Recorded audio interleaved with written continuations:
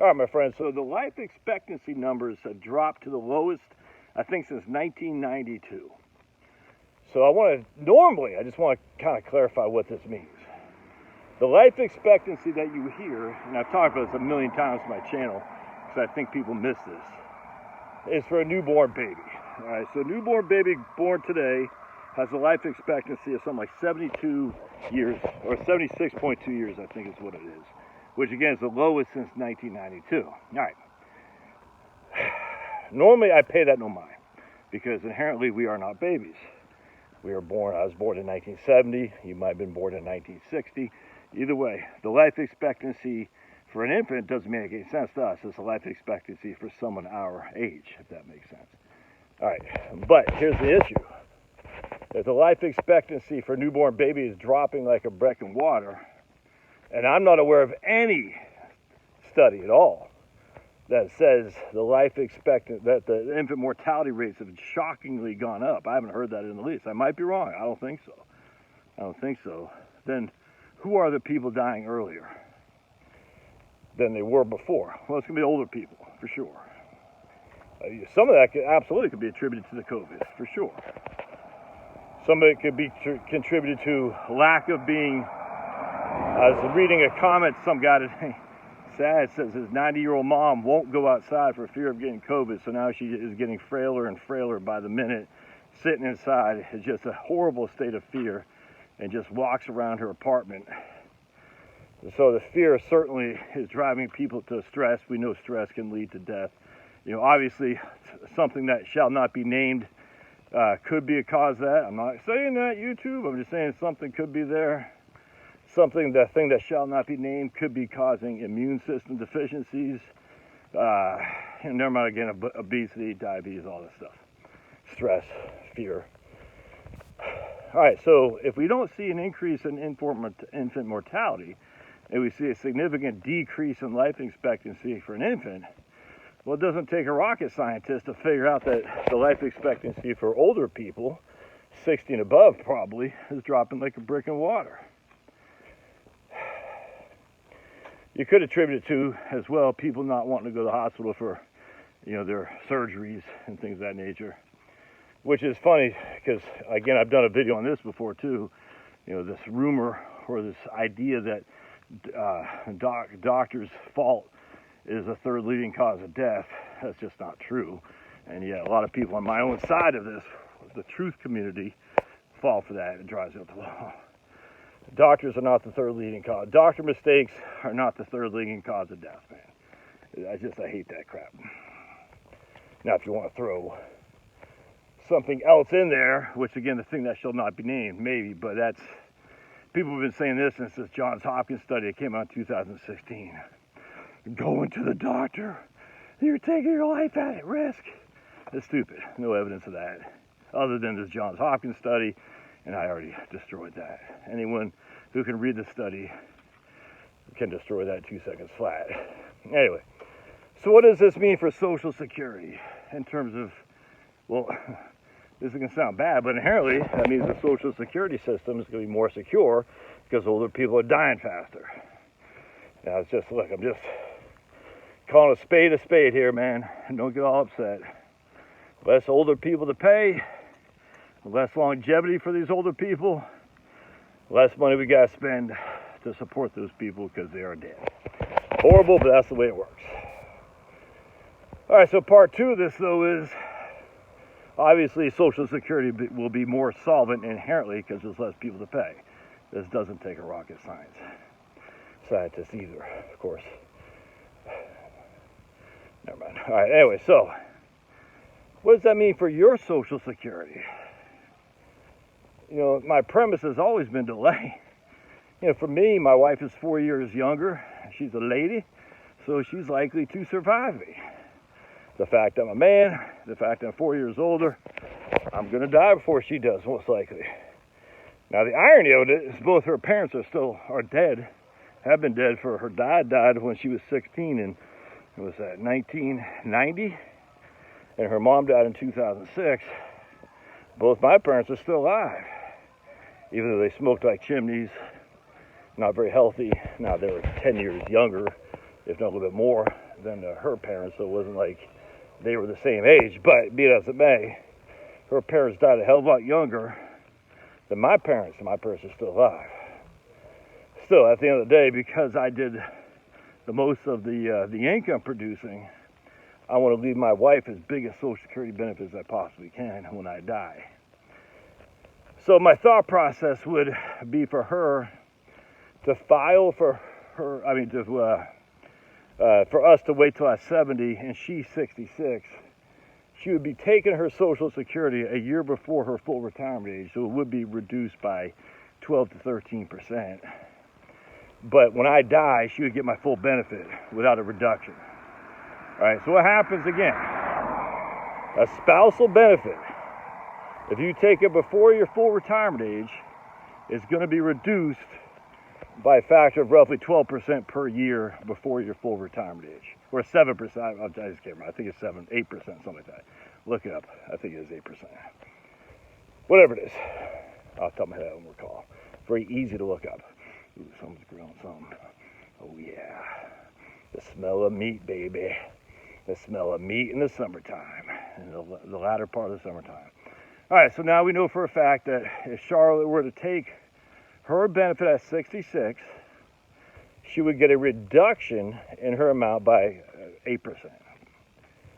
All right, now I take my full benefit at 70, I get my primary insurance amount, we'll just say $3,300 a month, plus 3 years of delayed earnings credits, which gives me a 24% kicker, is roughly $4,000 a month. All right, so let's just say her benefit was $1,500 a month. My benefit is $4,000 a month, and I'm 70. That's 18 years from now. So when I'm 70 years old, we're going to get between us about $63,000 a year, a little bit more than $5,000 a month in benefit. My full retirement age, my PIA plus my delayed earnings credits, and her 1 year reduction because of a spousal benefit because she took it before her full retirement age. Now, we might even consider her taking her own benefit. She has 40 quarters to qualify for her own benefit.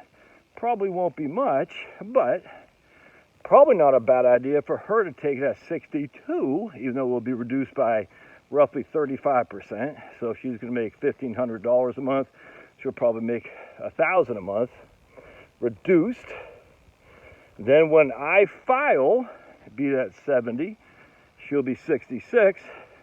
She can boost her benefit because she'll get a spousal benefit, which will be more than her benefit, but it'll still be reduced because she took her benefit early. I know there's a lot of confusion there. I'm not really trying to get too deep into Social Security minutia here, but this is something we think about, at least I do.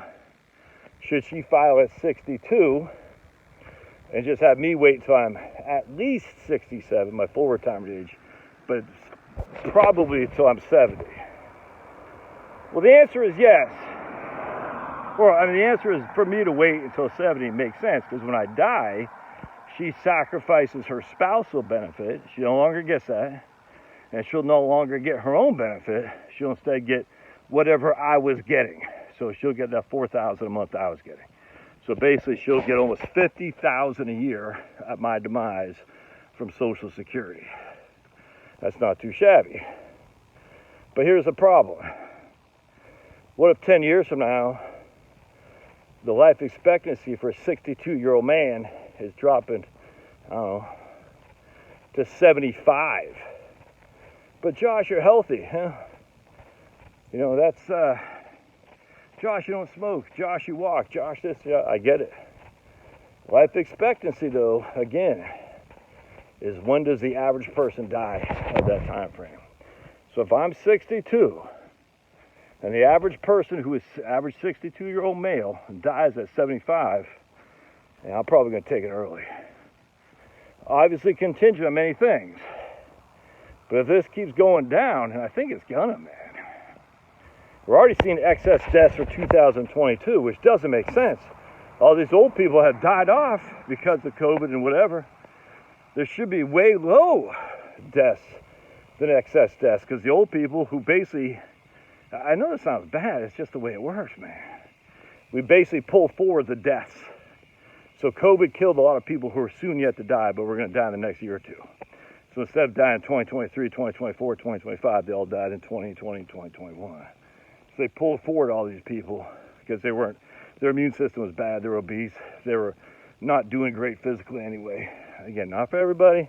If you get offended by this, I'm probably not the channel for you, because I don't mince words. So you would have thought with pulling forward these excess deaths of old people, that would mean there'd be reduction of deaths, deficits of deaths of normal death rate for 2022 and beyond, because these people who were supposed to have died this year or next have already died. Hope that makes sense, but it's not happening. We're seeing excess deaths. In fact, I think I saw some places, so there's 1 million excess deaths already in 2022. I forgot it was the United States or UK, I can't remember. But I was like, damn. Now, obviously, that's not old people dying. You know what I'm saying? Obviously, there's a lot more just old people dying. So who are these people? I don't know, man. I mean, I have a sneaky suspicion. I will not say what it is, but be it as it may. But what if that affects, like we saw these Canadian doctors dying, like dropping like flies, dude. I mean, at the end of the day, as much as we all can bash the Western healthcare market and hospitals and stuff, we still have the best healthcare in the world, bar none. Bar none. Now, do they overprescribe drugs? Yes. Why? Because that's what people want. People don't want to go for a walk, eat less crap, you know? People don't want to go, they want to go through the drive-thru. They do. They want to freaking have DoorDash deliver them Whataburger. They do. They don't want to take control of their lives. They just want a pill. So the doc says, okay, here's a statin. You know, that's bad choice, but that's what people want. I don't blame the doctors, man.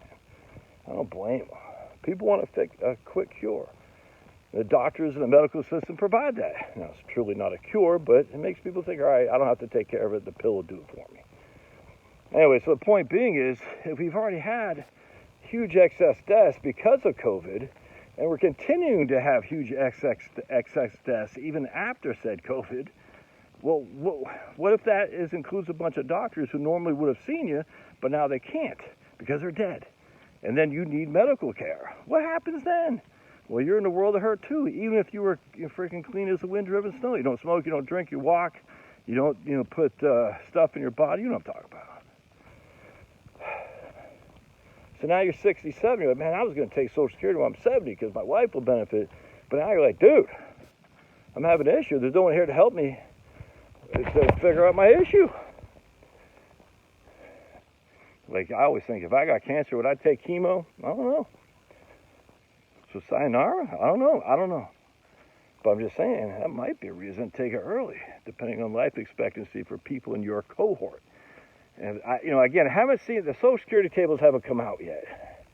I don't even think they come out for 2020. I think we're still in 2019 Social Security mortality tables, which kind of stinks because it's 2022 now. It'd be nice to see what 2020 was at least. It might even still be 2017 to be honest with you. I think it's 2019, maybe it's 2017. But if we're seeing a decrease in life expectancy amongst your cohort, that might be indicative of there's becoming a better chance that you're going to die sooner than you thought. And if so, well, that changes everything on Social Security. My premise has always been that between my wife or me, one of us will survive probably till we're 90. Which means the later I take Social Security, the more benefit I have, obviously, and the more benefit my wife has. You know what I'm saying? But what if that's truly not the case? What if it's not the case because of the excess deaths that continue on for the foreseeable future? And again, I don't know, that might not happen. I don't know. I just know it's in 2022, man. That's concerning. So we'll have to keep that out there. Love your thoughts. We'll see you.